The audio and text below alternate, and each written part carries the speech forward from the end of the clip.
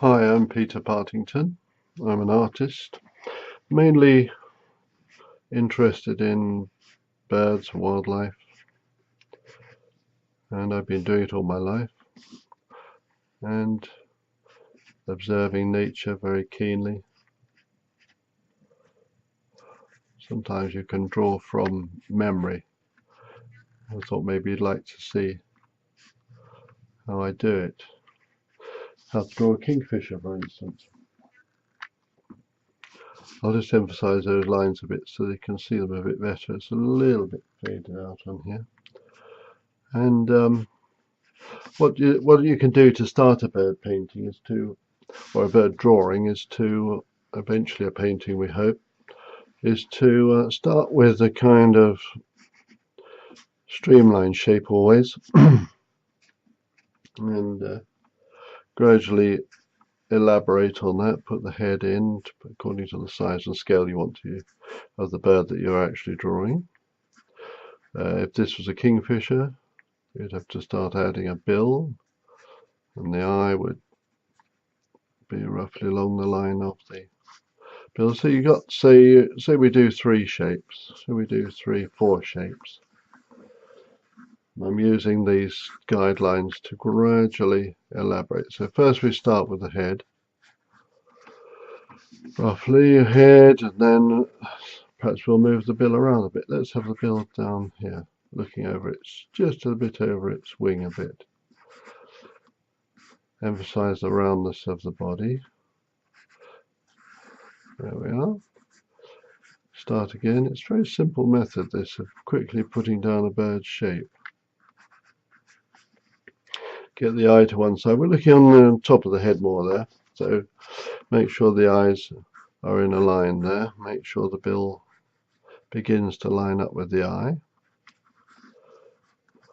We can add the tail, and then the foot. It's got a little short legs, so they're a bit easier to draw than some birds, so they just perch like that. It's got a white collar at the back, white throat patch. And I'll use a rubber. Don't be worried about using a rubber, because all artists actually have to erase at some time. I like erasing. I like just taking out, especially taking out light, taking out pencil to suggest light.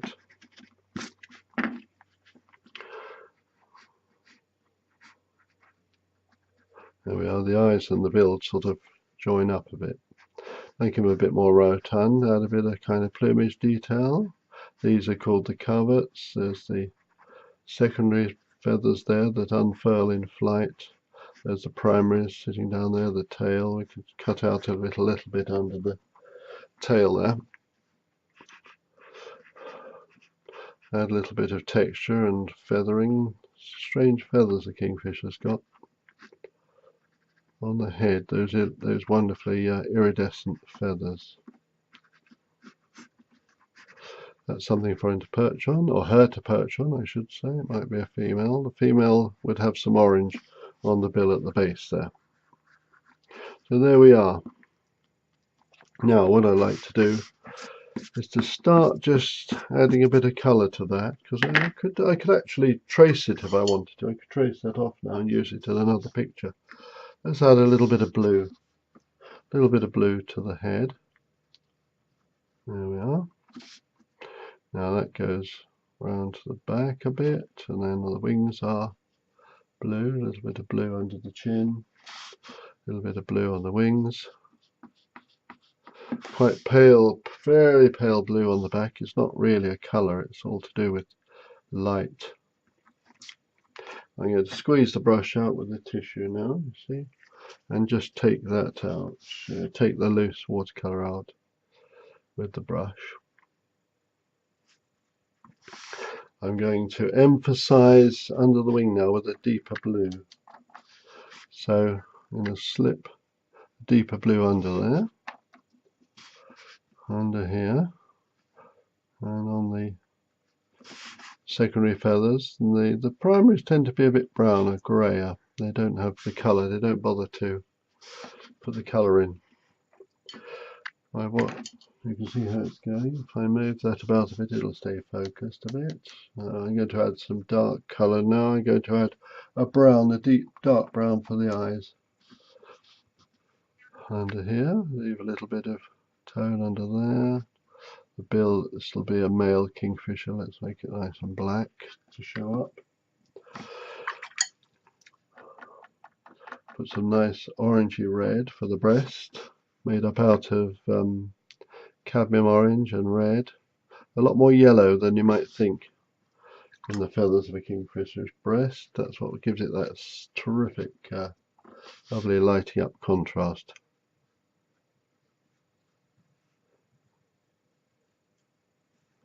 And then that goes under the orange will continue under on the undertail coverts. All right, then let's turn this into a female kingfisher. Give it a bit more resonance. Let's give it a bit more colour. And you can see how the wings probably need a bit more dark under there, just to contrast with the back, because we have a.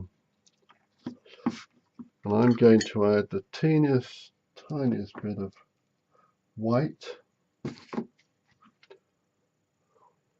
just across here, just picking up the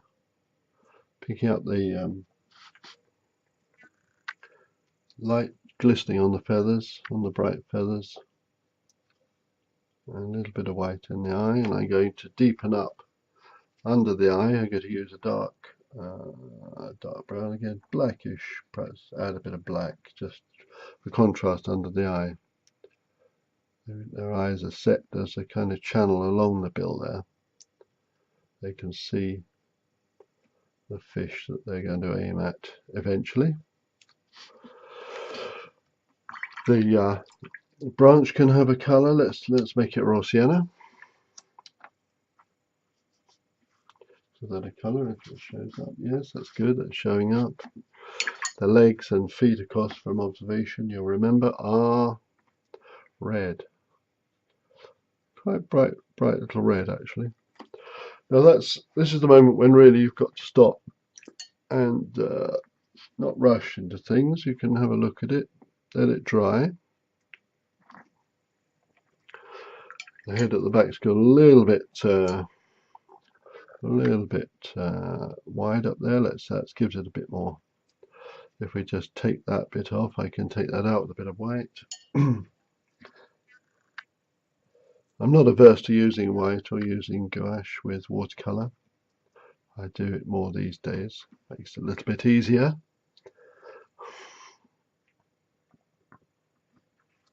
A little bit of light along the bill there. Take that out slightly. Narrow the bill a bit. And I've missed out the lovely white throat patches here, so I'm going to put those in with a bit of white. And that is the kingfisher, more or less painted and drawn, but I'm going to add just a bit of this is my sketch study. I'm going to add some green at the back there, suggestive of foliage, and perhaps have a think about what I'm going to put at the back there. Maybe some lovely start putting some lovely iris leaves or something. Flag iris, very characteristic of kingfisher's habitat. And you could make quite a lot of that, really. You could actually turn the whole thing into a composition. But I'll have to get rid of my other sketches when I've shown you how to do the kingfisher. And I've enjoyed doing this, and it's nice to show people, give people and future artists some kind of idea of what goes on when we actually depict something fairly carefully.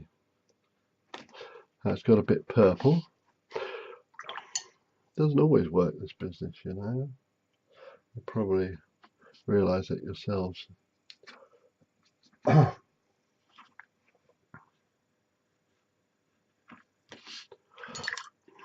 going to put a little bit of shadow around the legs there, just to and perhaps suggest along the back there that the kingfisher's casting a shadow on that branch. Well, there's a lot that can be done. There's a lot that could be improved in that sketch. But if you treat your sketches simply as sketches, or your work as an ongoing process, something that's never quite finished, go on to the next painting, enjoy the next picture, don't worry too much about it. Try again, do another kingfisher, different attitude, different pose. Practice my method of quick sketching. Something a little bit wrong now. I've got to wait until it dries though before I can correct that, because if I try to correct it now, it'll all start running and get messier and messier. So I'll add a few more reeds at the back there. Let's have a nice bright suggestion of a flag iris there at the back. See, I've done the little watercolor amongst all my other sketches, so it looks as if I might have to trace that off anyway. And there we are. You can see it a bit better now.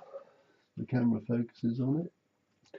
The green hasn't come up terribly well. I'm going to just add a bit more intensity of green there. See if you can get a bit more sense of how green that is. I could make it rather darker.